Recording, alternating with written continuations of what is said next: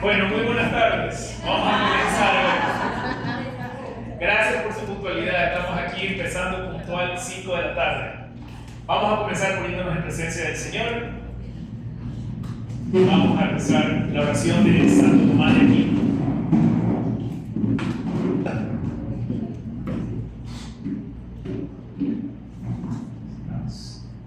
En el nombre del Padre, del Hijo, del Espíritu Santo. Amén. Creador inefable, tú que eres la verdadera fuente de luz y de sabiduría y el principio supremo, dígnate infundir sobre las tinieblas de mi inteligencia el resplandor de tu claridad, apartando de mí la doble oscuridad en que he nacido, el pecado y la ignorancia. Dame agudeza para entender, capacidad para asimilar, método y facilidad para aprender, ingenio para interpretar y gracia copiosa para hablar. Tú que eres verdadero Dios y hombre, que vives y reinas por los siglos de los siglos. Amén. Muy bien, les decía entonces en el preludio que el catecismo tiene 4 partes y que la estructura del catecismo en sí misma es una enseñanza que la Iglesia nos da con mucha sabiduría. En la primera parte del catecismo nos habla de la profesión de la fe, el credo. ¿En qué creemos? Porque primero tengo que definir en qué creo. ¿En quién creo? En un Dios todopoderoso, Padre, Hijo y Espíritu Santo, un Dios trinitario. Primero conozco a ese Dios con el que me relaciono y luego me relaciono con Él. Ahí viene la vida, la celebración de la fe, que son los sacramentos. La forma en que Dios se relaciona conmigo. Ese Dios que primero conocí. Y entonces, solamente entonces, después de haber conocido a Dios y relacionarme con Él, puedo responder a Dios con una vida de moral. A veces pensamos que los mandamientos son extremadamente difíciles de vivir, y lo son. Sin la gracia de Dios es imposible para el hombre. Por eso primero conozco a Dios, que se revela a mí. Me relaciono con Él a través de los sacramentos, y solo entonces viene mi respuesta de amor a Dios, a través de una vida de moral cristiana y una vida de oración, porque no podría haber una relación con otra persona sino hablar con él o con ella permanentemente. A nadie se le ocurre en esta sala que pasen 24 horas sin hablar con sus seres queridos. ¿Qué tipo de relaciones tendríamos significativas, auténticas, valiosas si no conversáramos con nuestras personas más cercanas? Y eso es lo que Dios quiere. Un diálogo personal e íntimo con cada uno de nosotros. Entonces la cuarta sección, la cuarta parte del catecismo, trata sobre la vida de oración. Y la primera parte, la que vamos a hablar hoy, nuestra agenda, incluye esta vocación universal que tenemos a la oración, al diálogo, esta llamada constante del Padre que le dice a Adán: ¿dónde estás? Sabe que Adán está caído, derrotado por el pecado. Pero el Señor igual lo está buscando, como nos está buscando a todos nosotros. Incansablemente nos dice a cada uno: ¿dónde estás? Y vamos a hablar sobre la oración en el contexto del Antiguo Testamento, los patriarcas, los profetas, los reyes, y vamos a hablar de la oración en el contexto del Nuevo Testamento, la plenitud de los tiempos, Cristo, María, los apóstoles. Y eso lo vamos a hacer como un taller hacia el final. Pero vamos a comenzar entonces hablando de la oración en la vida cristiana y respondernos qué es la oración. Pero como siempre los santos tienen una mejor respuesta que nosotros, voy a leer lo que nos dice el catecismo, que es tomado de lo que Santa Teresita del Niño Jesús dice sobre la oración. Dice: para mí la oración es un impulso del corazón, una sencilla mirada lanzada hacia el cielo, un grito de agradecimiento y de amor, tanto desde dentro de la prueba como desde dentro de la alegría. Este es el numeral 2558 del Catecismo Mayor.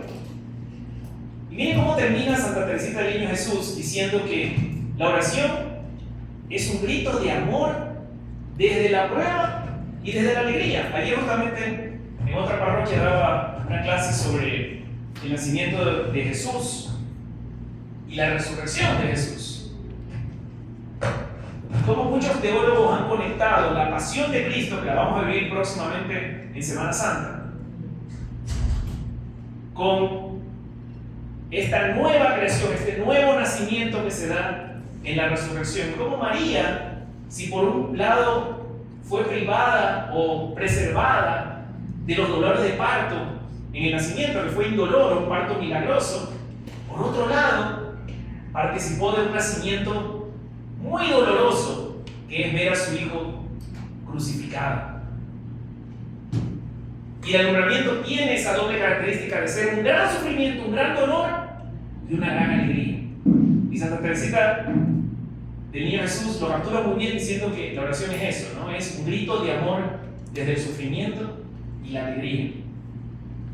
Y tengo esta imagen aquí del águila que caza a la serpiente. No sé si ustedes alguna vez han visto nuestros videos de National Geographic, donde se ve, ¿no? Uno se pone a ver cosas a la luz de la mañana cuando tiene sueño. Y el águila vuela, ¿verdad? Muy alto, muy alto. Y allá abajo divisa que está una serpiente.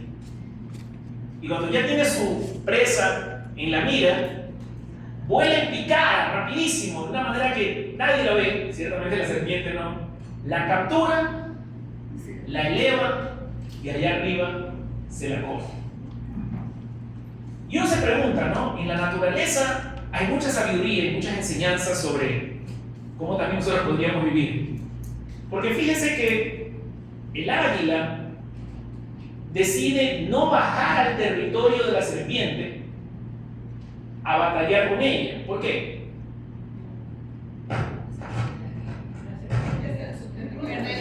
En su territorio la serpiente es muy ágil, muy rápida, tiene donde esconderse, es muy rápida para atacar. El águila sería vulnerable si desciende sobre sus patas y trata de capturar a la serpiente ahí, en su terreno. Astuta, el águila vuela en picada y de sorpresa agarra a la serpiente y la eleva a su dominio, que es el aire. Acá arriba, la serpiente, que no tiene asidero, no tiene una tierra por donde arrastrarse, se siente indefensa, impotente. No puede combatir al águila y pierde la batalla. Y esta lección del águila y la serpiente es para todos nosotros. Todos queremos resolver nuestros problemas aquí. Yo seré el que esté en control de cómo resuelvo, cuándo resuelvo, dónde resuelvo y qué tipo de solución quiero. Sí, por ahí le digo al Señor, ayúdame, pero ayúdame como yo te pido que me ayudes. Al final aquí el que manda soy yo y yo quiero resolver las cosas a mi manera. Y hay de aquellos que ni siquiera lo invocan, sino que se enfrentan a los desafíos diarios con sus únicas fuerzas humanas. Y como el águila, perecerían en el intento. La oración es nuestra oportunidad de levantar nuestros problemas terrenales, humanos, limitados, al plano sobrenatural, donde no soy yo el que pelea mis batallas, sino Dios. Y acá arriba, yo solo no, junto con Dios, voy a vencer a mi enemigo. Ese es el poder de la oración. Y a eso es lo que la Iglesia nos invita en esta cuarta parte del Catecismo. Y hablamos del llamado universal o la vocación universal. Nos dice el numeral 2566: el hombre en busca de Dios por la creación, dice, Dios llama a todo ser desde la nada a la existencia. Esto estamos leyendo el 2566 del Catecismo Mayor. Y dice, conserva el deseo de aquel que le llama a la existencia. Todas las religiones dan testimonio de esta búsqueda esencial de los hombres. El hombre busca en la oración el encuentro personal con su Creador. 2567 dice, Dios es quien primero llama al hombre. Aquí hay una dualidad interesante, ¿no? Primero, parecería que somos nosotros los que buscamos a Dios. Y generalmente cuando tenemos problemas, ¿no? Rara vez es cuando... Voy a cambiar el micrófono.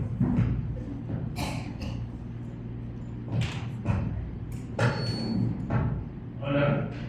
Rara vez buscamos al Señor cuando nos va bien. Cuando mi matrimonio está estable, cuando mis finanzas están flotantes, cuando mi trabajo, mi salud está casi como que no es algo que no tengo ni que preocuparme, funciona en automático.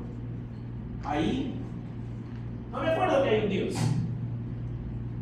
Parece que todo fuera producto de mi propio sacrificio, de mi propio esfuerzo, todo mérito mío. Yo fui el que me quemé las pestañas para conseguir ese título, yo fui el que perseguí a esa mujer para que se case conmigo, yo soy el que he criado a mis hijos, yo soy el que consiguió este ascenso. Todo es trabajo, esfuerzo, mérito mío. No me acuerdo que Dios me dio la vida, me dio la salud, me dio el talento, me dio el intelecto, me dio la oportunidad de seguir en este planeta haciendo todo lo que yo creo que he conseguido solo. Y sin embargo, esa iniciativa del hombre de buscar a Dios no es la primera iniciativa. Nos dice el catecismo, de hecho, que la primera iniciativa es de Dios. Dice: olvide el hombre a su creador o se esconda lejos de su faz, corra detrás de sus ídolos o acuse la divinidad de haberlo abandonado. El Dios vivo y verdadero llama incansablemente a cada persona al encuentro misterioso de la oración. Es Dios quien nos busca primero. Es Dios quien tiene la iniciativa de amor. Yo respondo en la oración al amor de Dios. 25:66. Y dice un poquito más abajo: a medida que Dios se revela y revela al hombre a sí mismo, la oración aparece como un llamamiento recíproco, porque finalmente es eso. Es un enamoramiento. ¿Quién no ha estado en un proceso de conquista o de haber sido conquistado? Eso es lo que Dios quiere con nosotros, conquistar nuestro corazón. Y dice: un hondo acontecimiento de alianza, en que a través de palabras y acciones tiene lugar un trance que compromete el corazón humano. Todos los que hemos estado enamorados alguna vez en la vida hemos sentido esa sensación de trance. Se te nubla la vista, pierdes los sentidos, te vuelves ciego, no ves los red flags. ¿Ah? Shakira, esa factura nomás. Qué hermoso que el catecismo define ese diálogo íntimo con el Señor como un trance en que me pierdo, me absorbo en la plenitud de Dios. Y a eso es lo que nos está llamando, incansablemente, a un diálogo permanente. Y miren que decía algo interesante el catecismo: para conocerlo a Él, dice, porque se revela a sí mismo, pero también a través de la oración, dice, revela al mismo hombre. Es decir, yo en la oración no solamente conozco a Dios, me termino conociendo yo mejor. Y nunca seré tan libre como cuando me pueda conocer a mí mismo, mis debilidades, mis pasiones, mis defectos, mis carencias, mis vacíos. Pues solo entonces voy a saber dónde es que tengo que componerme, arreglarme, dónde necesito más Dios en mi vida. Y a veces pasamos por la vida como que todo está bien, no hay nada que arreglar, mi vida es perfecta. Y en Cuaresma, como les decía el otro día, el Señor lo primero que nos dice en el Evangelio es: arrepiéntete y conviértete. Sus primeras palabras en el ministerio público, como poniéndome así, restregándome en la cara que si tú crees que tu vida está bien así como está, te equivocas. Arrepiéntanse y conviértanse, porque yo tengo un mejor plan para ti. Entonces vamos a entrar en lo que es la revelación de la oración, en la llamada universal a la oración. Pero vamos a empezar con un pequeño juego. Yo sé que les gustó el juego de la semana pasada, pero como no alcanzaron las tarjetas, vamos a hacerlo de una manera diferente. Vamos ahora a usar los celulares. ¿Okay? Todos los que tengan celulares pueden ingresar a esta página, menti.com, como si fuera mentira, menti.com. Entran en su navegador y les va a pedir un código que ya les voy a dar.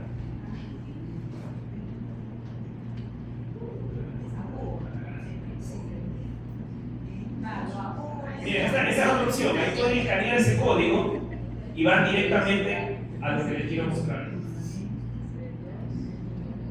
Menti.com, exactamente.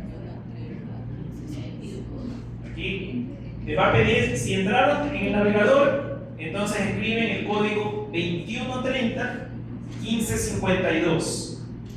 O si usan este código QR, van directamente a la aplicación. No se tienen que bajar, descargar nada. Directamente en su.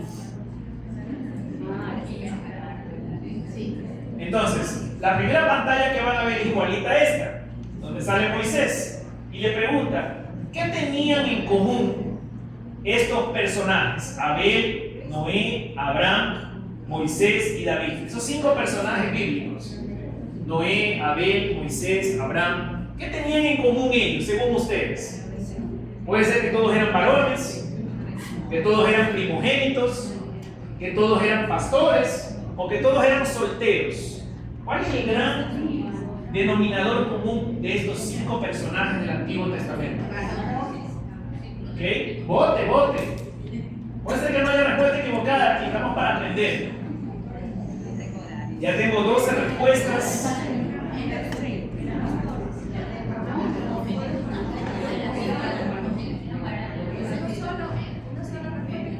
Varones, eran primogénitos. Piense bien, acuérdense de sus clases de Biblia, que han estado en palabra de vida, en mi camino. No hagan quedar mal a sus profesoras. Si son profesoras, peor todavía.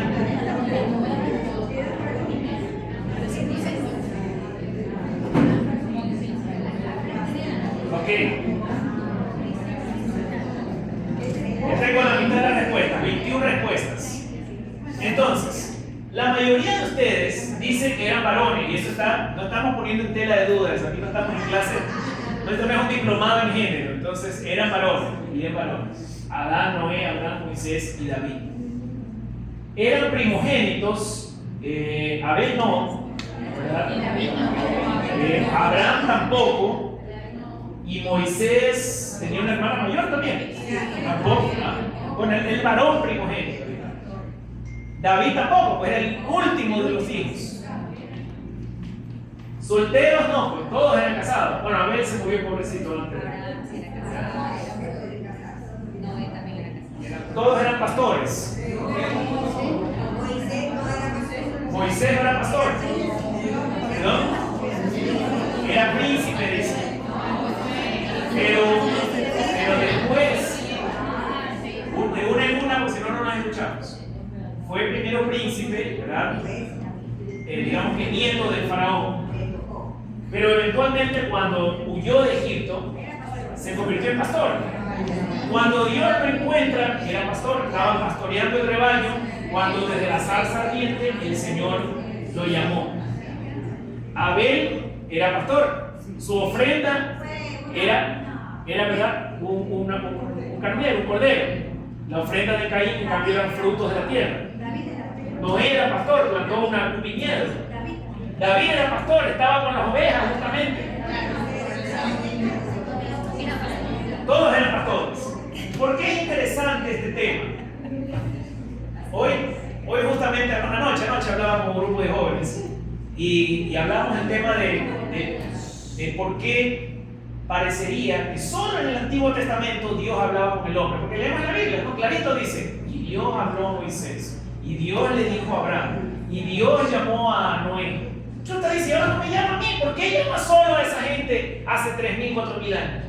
¿Acaso Dios dejó de hablarle al hombre? No. ¿O el hombre dejó de escuchar a Dios? Y qué coincidencia que estos 5 hombres a los que Dios le habló, y habló de una manera importante, trascendental, porque los escogió para una misión que cambiaría la historia del mundo, eran pastores. ¿Por qué hay denominador común en los pastores? El pastor no vive en la ciudad, con la comunidad donde hay bulla, distracciones, y tiene que seguir al rebaño. Donde el rebaño va a pastar, ahí está el pastor atrás de él. Vive en el campo, lejos de la ciudad, sin compañía humana, disfrutando el silencio. Los pastores aprendían a estar en silencio con ellos mismos, sin celular, sin Netflix, sin nada, y no se aburrían, no se angustiaban, por el contrario, su corazón estaba abierto a escuchar la voz de Dios. Vamos con la siguiente pregunta. ¿Qué personaje de los que están ahí, Elías, Eliseo, Nicodemo o Isaac, escuchó a Dios en una leve brisa? No lo diga en voz alta para que sus compañeros no copien. ¿Qué personaje escuchó a Dios en la leve brisa? Elías, Eliseo, Nicodemo o Isaac. Nicodemo es el que Jesús vio debajo de la higuera.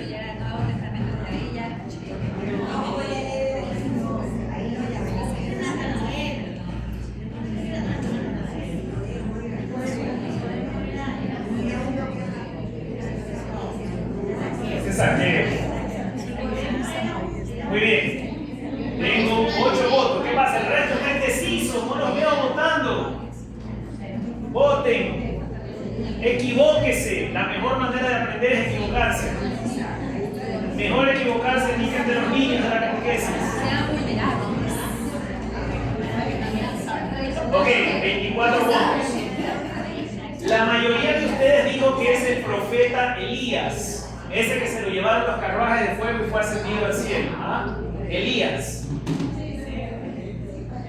Otros dijeron Eliseo, que era Eliseo era el aprendiz de Elías, que de hecho recibió el doble del Espíritu Santo. ¿No? Eliseo. Nicodemo, nadie, dijeron en el Nuevo Testamento. E Isaac, 7. Isaac, el hijo de Abraham. En Primera de Reyes, Elías, cuando él era un profeta de las tribus del norte, él escapa hacia el sur y sube al monte a orar. Se va a aparecer en una cueva y hay un gran terremoto. Y él se pregunta si Dios estará en el terremoto.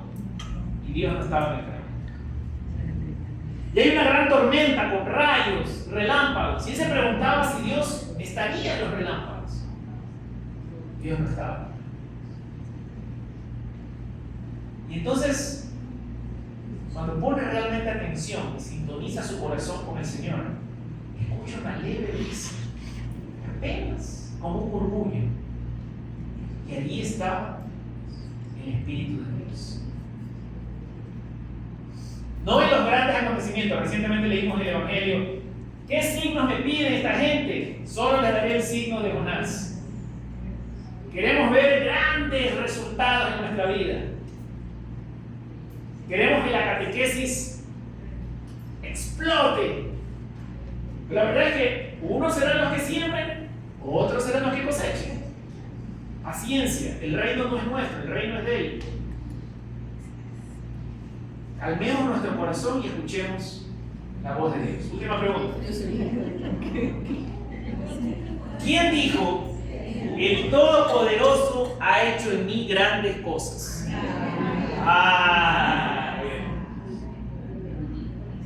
Una votó por María, nadie ha votado por Salomón. Ese Pablo no soy yo, por si acaso, es Pablo de Tarso. Pero seguimos con el Antiguo Testamento, ya fuimos al Nuevo Testamento.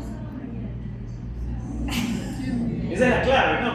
La clase incluye las dos cosas, antiguo y nuevo, entonces podría ser. Así es. El quiz es sobre toda la clase.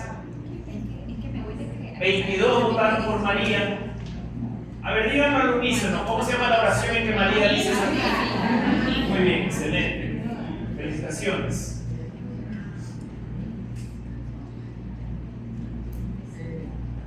Saben bastante entonces. Muy bien. Vamos a comenzar con la materia. Vamos a hablar sobre la oración en el Antiguo Testamento. Esto a partir del numeral 536, me parece, del compendio. Y vamos a leer un par de numerales del Catecismo Mayor. Vamos a leer desde el 2568, que dice: la revelación de la oración en el Antiguo Testamento se encuadra entre la caída, el pecado original, y la elevación del hombre. Ahí justamente menciona el ¿dónde estás?, que le dice el Señor en Génesis 3 a Adán. Y el 25:69 nos dice: la oración se vive primeramente a partir de las realidades de la creación. El hombre responde desde su realidad, desde su humanidad. Los 9 primeros capítulos del Génesis describen esta relación con Dios como la ofrenda de Abel, de los primogénitos de su rebaño, como la invocación del nombre divino por Enós, como la marcha con Dios y la ofrenda de Noé, que es agradable a Dios. Esta cualidad de la oración, dice, es vívida en todas las religiones por una muchedumbre de hombres piadosos. Y en esta sección, el catecismo nos va a invitar a repasar específicamente cómo era la oración en el caso de Abraham, en el caso de Moisés, en el caso no solo de David y Salomón, sino de todos los reyes, en el contexto del templo de Jerusalén. También cómo era la oración de los profetas que ya marcaban la pauta, que nos daban esos tipos de Cristo. Y finalmente la oración del salmista, los salmos, cómo los salmos se incorporan en la vida cristiana. Y vamos a ir estudiando cada uno de ellos.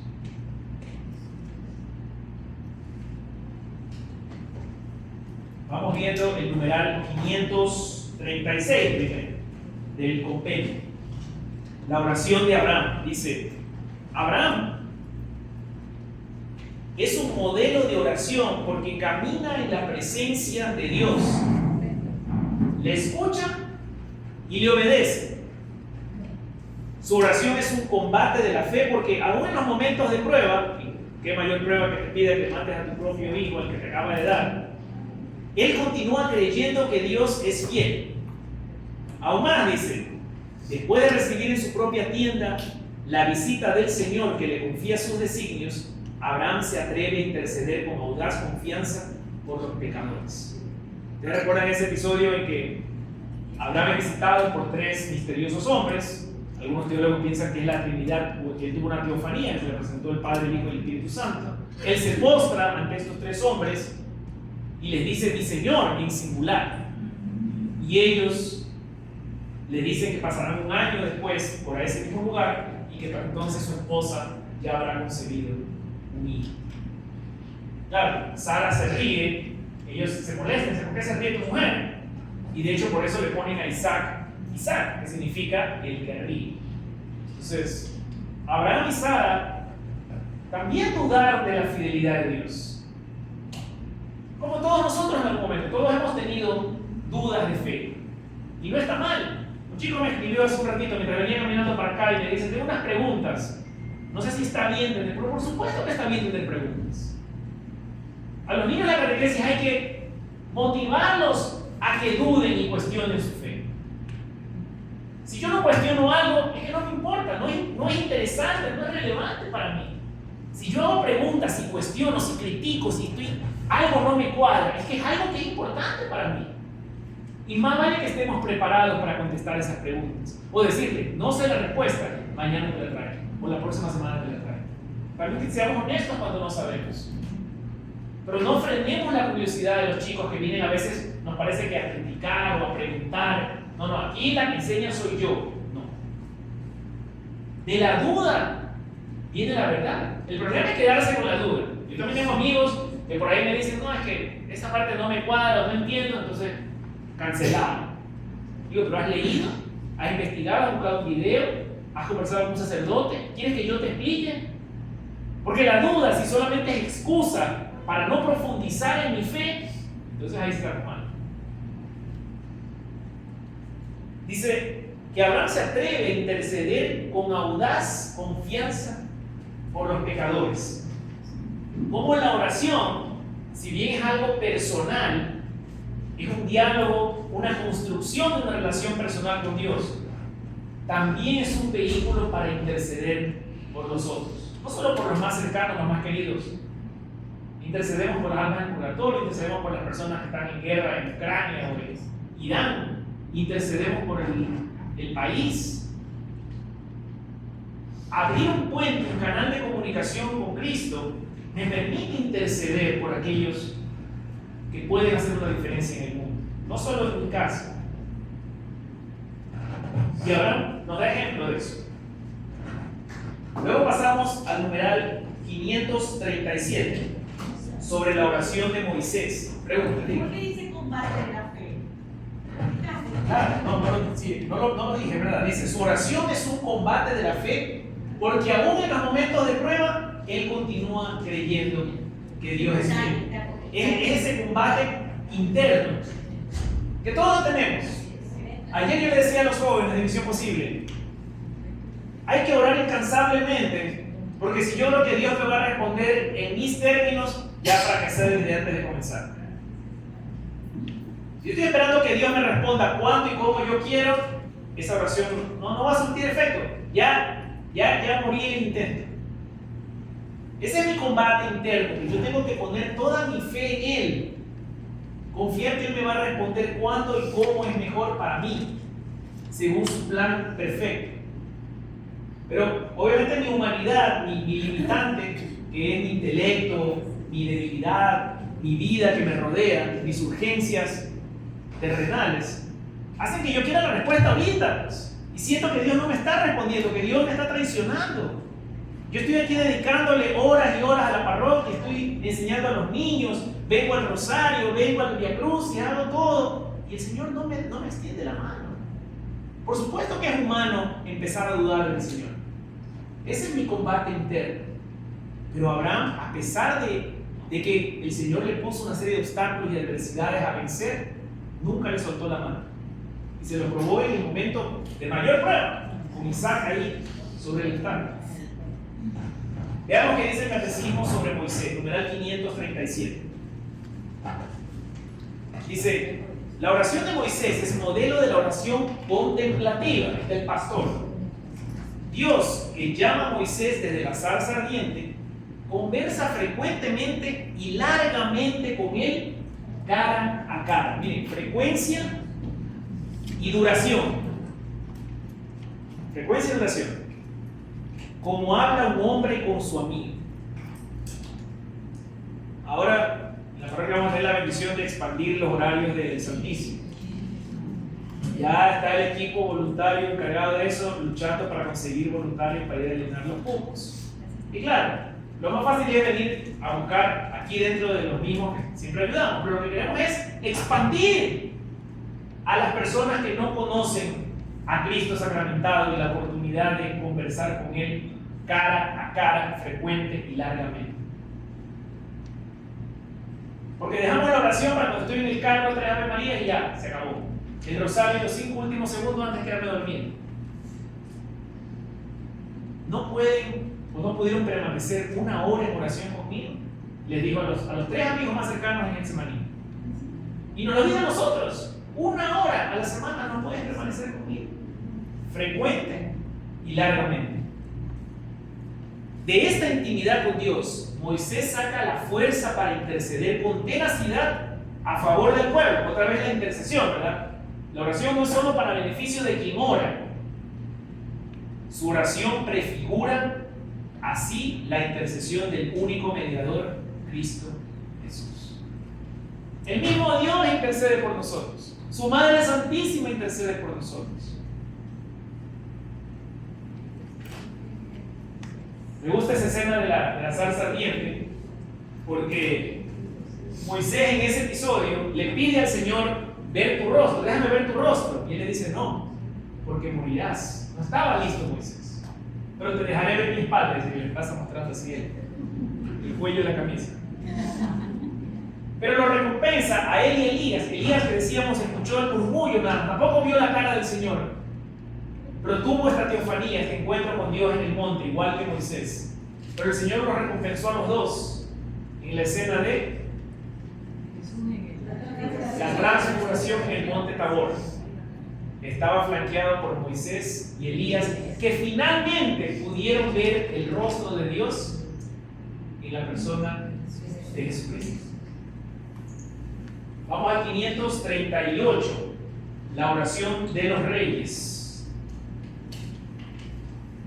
a la sombra de la morada de Dios, el arca de la alianza y más tarde el templo, se desarrolla la oración del pueblo de Dios. Ahora ya no es solamente un intercesor que está pidiendo por su pueblo, o su familia, o su comunidad.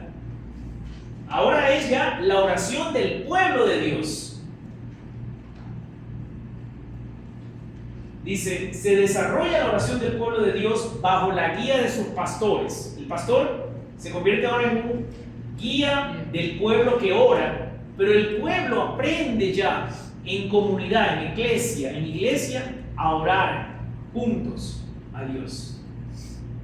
Entre ellos David es el rey según el corazón de Dios, el pastor que ora por su pueblo. Su oración es un modelo para la oración del pueblo, puesto que es adhesión a la promesa divina y confianza plena de amor en aquel que es el solo Rey y Señor. Como ustedes saben, en el libro de Samuel, el pueblo de Israel le pide a Samuel que les diga a Dios que nos mande un rey, porque nosotros queremos ser igual que las otras naciones. Y Samuel bravísimo dice, Señor, aniquila, los extermina a esta gente que no hagamos otro pueblo. Y el Señor dice, no, vamos a hacer lo siguiente, vamos a darle exactamente lo que quiere. Entonces yo pienso como cuando tu hijo te sube, te vas a caer, ya, sube, ¡pah! Se da un suelazo. ¿Entendí? El Señor hace eso con el pueblo de Israel, que todavía es como un niño chiquito. Ayer también alguien me preguntaba, ¿por qué Cristo vino cuando vino y no vino 1000 años antes, 2000 años antes? Porque no estábamos listos. La plenitud de los tiempos es cuando se dan las circunstancias adecuadas que en el perfecto plan de Dios estábamos listos para recibir su gracia. El pueblo de Israel no estaba listo en la época de los jueces. Samuel dice, bueno, vamos a darle un rey. Pero el catecismo nos recuerda, el verdadero rey no es el fulano que pusieron ahí en el trono como una corona. El verdadero rey ya lo tenían, no necesitaban de otro rey, pero les tomó a ellos miles de años aprender esa lección, ser invadidos, exiliados, retornados a su tierra. Y nos pasa a nosotros también. Hacemos la procesión de Cristo Rey, pero vivimos realmente como súbditos de un reino o como si nosotros estuviéramos sentados en el trono, decidiendo nosotros por nuestra propia vida. Es muy difícil soltar el control de nuestra vida. Es muy difícil soltar nuestros sueños, nuestras ambiciones, nuestras necesidades y entregárselas a Dios. Es muy difícil. Pero en la oración, Dios va como el orfebre que va, ¿no?, ahí moldeando esa vasija, frotándola. Hay una fricción, hay un roce, hay un tira y jale, pero el Señor ahí va, el alfarero que va moldeando ese vaso. Pero hay que darle esa oportunidad y eso solo sucede en la oración. Y yo no dialogo con Él, no le estoy dando chances de que intervenga en mi vida. Y Él no va a intervenir, pero Él me va a imponer su amor. 539. Vamos a hablar ahora de los profetas. Los profetas sacan de la oración luz y fuerza para exhortar al pueblo a la fe y a la conversión del corazón. Los tres mensajes más importantes de la mayoría de los profetas son: arrepiéntanse, si no se arrepienten, castigo, consecuencia.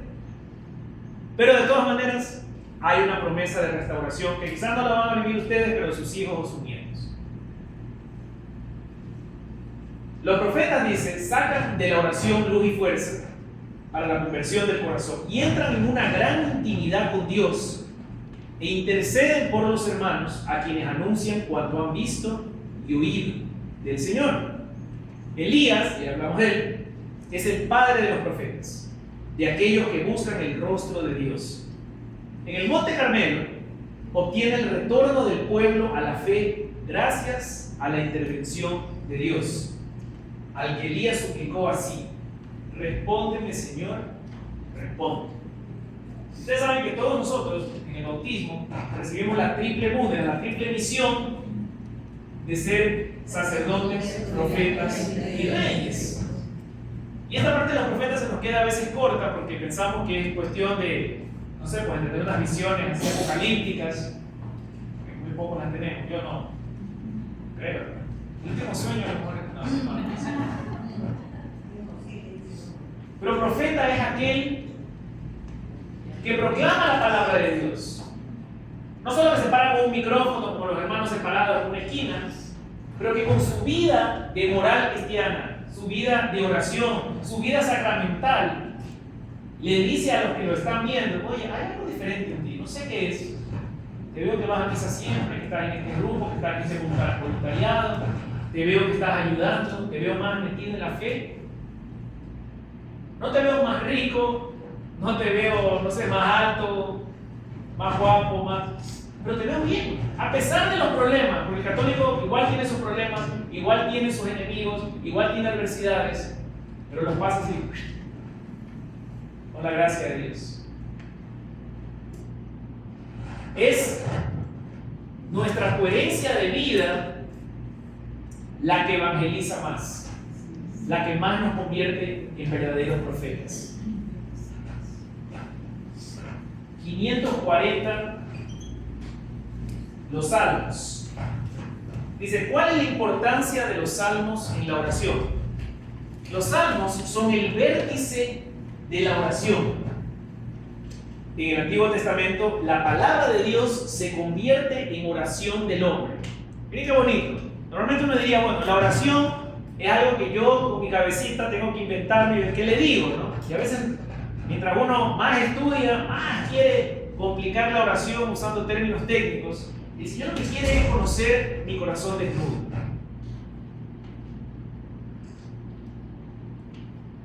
Pero Él que me ama tanto y que sabe de mis limitaciones, me regala las palabras con las cuales puedo hacer una oración perfecta. Los salmos. Palabra de Dios hecha oración. Indisociablemente individual y comunitaria, esta oración inspirada por el Espíritu Santo canta las maravillas de Dios en la creación y en la historia de la salvación. Cristo ha obrado con los salmos y los ha llevado a su cumplimiento. Por esto, siguen siendo un elemento esencial y permanente de la oración de la Iglesia, que se adapta a los hombres de toda condición y tiempo. Por eso, parte de la liturgia de la palabra. Canta Padre Jaime es uno de los sacerdotes que siempre manda de penitencia a rezar salmos. En mi caso, del 1 al 100, no sé por qué. Léetelo rápido de atrás para adelante. El salmo es palabra de Dios inspirada por el Espíritu Santo, porque Dios nos regala para a través de ella convertirla en nuestra oración y devolvérsela a Él. Miren ustedes, si uno dice, ¿no? Todo lo que yo tengo, todos los frutos te los entrego a ti porque son tuyos. Hasta la oración que te doy es tuya. Hasta eso me regalas. Ese Dios infinito que el universo no puede contener se tiene que acomodar. Hay un término en teología que se llama acomodación divina. Se acomoda a nosotros en palabras. Es un Dios infinito que tenga que reducirse a un lenguaje humano para poderse revelar y transmitirnos quién es Él. Eso son las Sagradas Escrituras. Dios infinito reducido a palabras. La Eucaristía. Dios infinito reducido a un pedazo de pan. Y con eso, que hemos cubierto lo que corresponde al Antiguo Testamento, vamos a dejar los últimos 15 minutos para hacer un taller que vamos a repasar la oración en el Nuevo Testamento, los numerales 541 a 547. Vamos a ver si hacemos mejor que la vez pasada. 1, 2, 3, 4, 5, 6, digamos que vamos a hacer 7 grupos. Entonces vamos a dividir esto. Voy a dejar uno por mesa, aquí ustedes trabajan acá otro, 2, 3, 4, 5. Ustedes pueden comenzar acá y trabajar Otra vez, al frente. Tengo uno más, si algún grupo quiere dividirse, trabajar otro, les doy para que se dividan.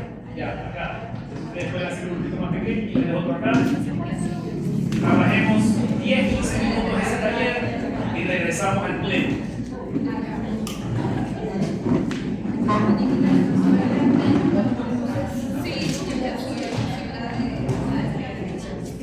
Para los que nos están mirando en YouTube, en este momento vamos a dividir a todo el grupo en 7 grupos donde vamos a trabajar desde el numeral 541 al 547.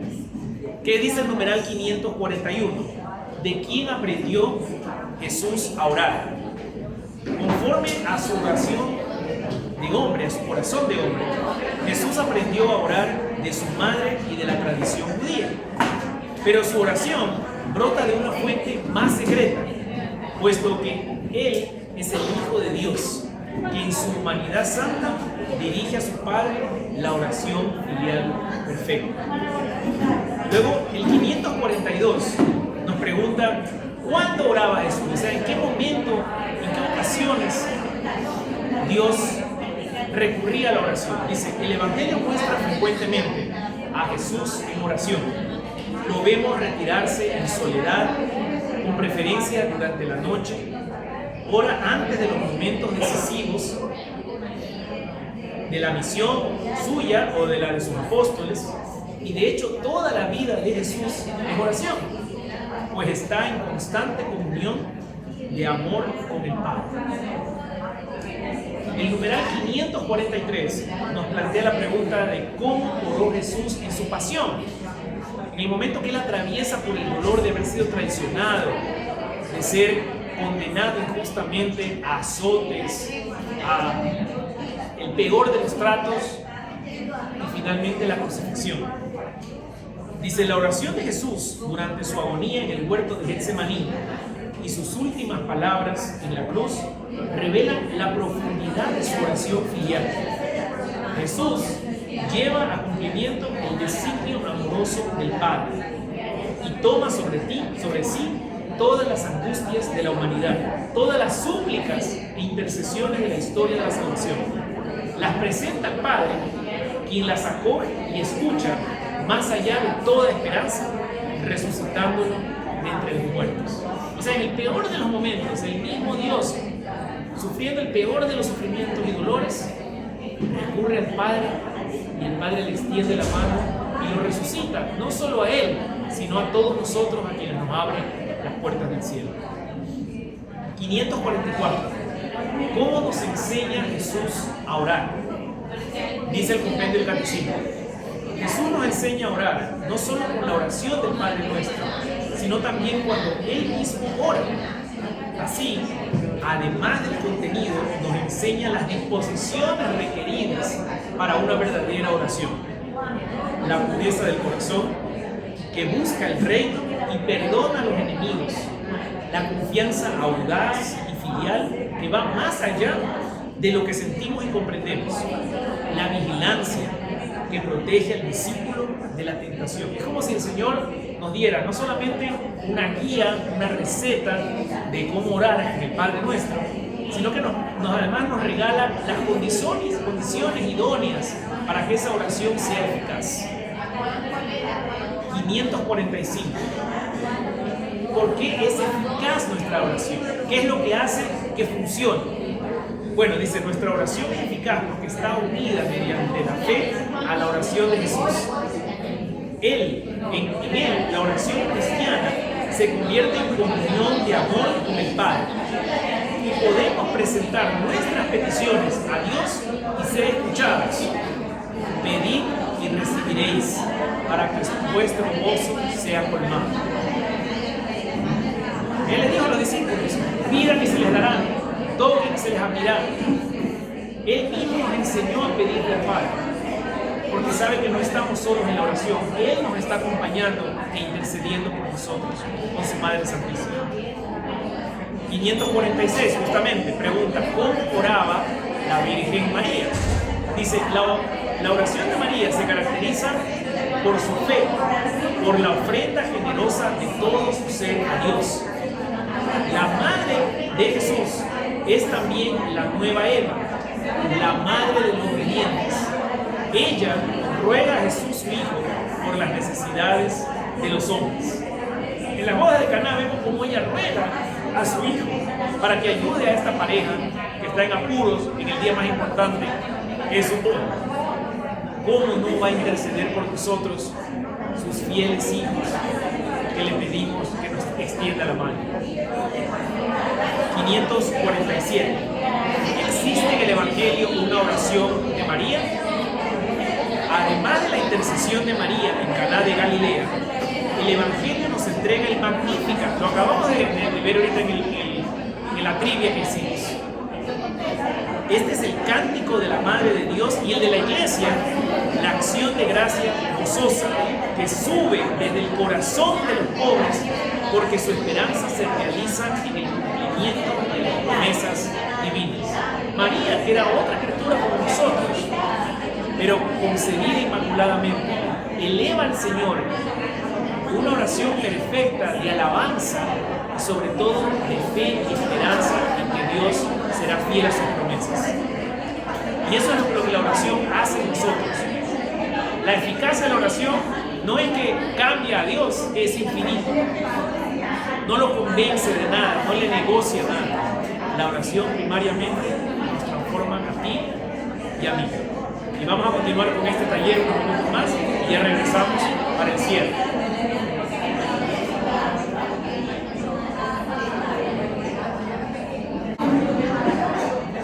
Regresamos al pleno. Ya hemos estado trabajando todos los grupos catequistas de María Reina, Puerto Azul, en este taller sobre la oración en el Nuevo Testamento. Nos hemos dividido en varios grupos. Yo sé, por ahí algún grupo me preguntaban, algunas preguntas son un poco más personales, algunas preguntas estaban más orientadas hacia una reflexión más introspectiva. Por supuesto, no les voy a pedir que lo compartan en su grupo, necesariamente aquí en el pleno, ya queda para cada uno de ustedes. Les ofrecimos también un propósito para cada grupo, para que una intercesión, una oración, especialmente por sus niños que van a venir este año, los que estuvieron el año pasado, así que ojalá se lleven ese propósito. Y voluntarios, si algún grupo quiere compartir algo de lo que reflexionó, con mucho gusto. Cualquier grupo, no se atropellen levantando la mano. Muy bien. Sí, las preguntas que nos tocaron a nosotros, lee la parecida, a ver. Déjame ver. ¿En qué áreas de mi vida familiar, amigos, comunidad, tiendo a no interceder por los demás? ¿Y cómo invitar a la generosidad de María en Caná? Nosotros pensamos que lo más difícil es interceder por los criminales y la gente mala, que a veces uno dice por las almas de esas personas también que han muerto de forma terrible. Sí cuesta, como que uno se detiene un poquito en ese momento, ay Dios, ten misericordia, pero cuesta a uno pedir, ¿no? Ya, en esta cuaresma dice, ¿cómo puedo convertir mi oración en una ofrenda generosa de niños, especialmente cuando me siento cansada y distraída? Yo he tomado nota de lo que dijimos, luchando con la falta de deseo de orar a veces y proponiéndonos horarios precisos para la oración durante el día. Por ejemplo, el uso de la mañana, la consagración del día de la mañana, el rosario diario, pero proponiéndolo como en horarios, porque a veces nos toca, como tú decías, a última hora empezar la carrera y estás repitiendo nada más que la oración así. Entonces, dejar una hora específica para el rezo del rosario. Y dice, el propósito semanal, intercede por las familias y los niños en la catequesis y ponerlos como propósito diario, decimos nosotros, diario, no de una vez a la semana, sino consagrándolos a diario. Siempre rezamos por nuestras familias, por nuestros hijos, entonces incluirlos permanentemente en ese. Muy bien, muy bien.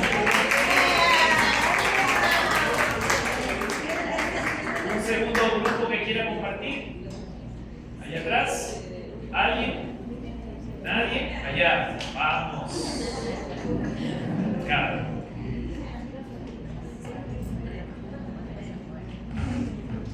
Bueno, para empezar, la primera pregunta que dice cuáles son los momentos decisivos de la semana en la cual uno se aleja, que puede alejarte de la oración, trabajo, o sea, el ruido mental que a veces uno tiene, ¿no? Y hace que uno tenga a veces desórdenes y hace que uno se aleje de su momento de oración en el día, ¿no? Es importante que uno se mantenga caliente en la fe, porque a veces nosotros nos ponemos tibios, hacemos que nuestra fe sea tibia. Y ahí es el problema, que le damos prioridad a las cosas que no son de Dios, o sea, que no es Dios primero en nuestra vida. Entonces comenzamos a decir, no, es que primero tengo que llevar a mi hijo a la escuela que está enfermo, mi esposo que tiene que hacerle el desayuno, entonces cambien nuestras prioridades en la mañana, en momentos decisivos. Entonces hay que comenzar que nuestra fe sea caliente. ¿Ya? La segunda, en 40 dice, ¿qué ruido, las redes y preocupaciones nos impide que mi vida cotidiana sea oración constante? ¿Y qué pequeño paso daría para cambiarlo? El paso que podríamos cambiarlo es, habíamos quedado todos en el Via Crucis en esta ocasión.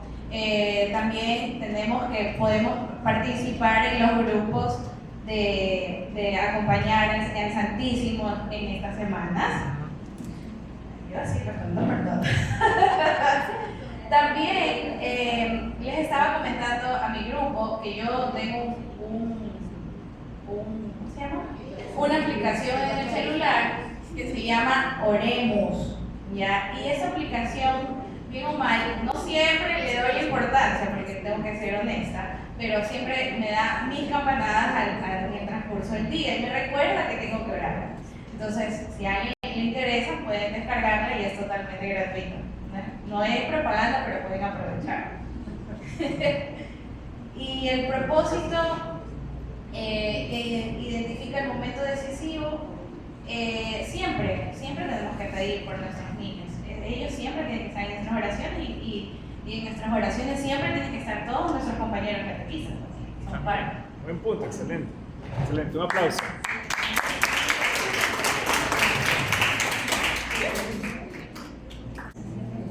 Bueno, entonces vamos a terminar esta sesión, como no puede ser de otra manera, con una oración a nuestra Madre Santísima. Vamos a encomendarnos a ella para que, como bien decía el catecismo en esos últimos dos numerales, 539 y 40, podemos rezar el Magníficat.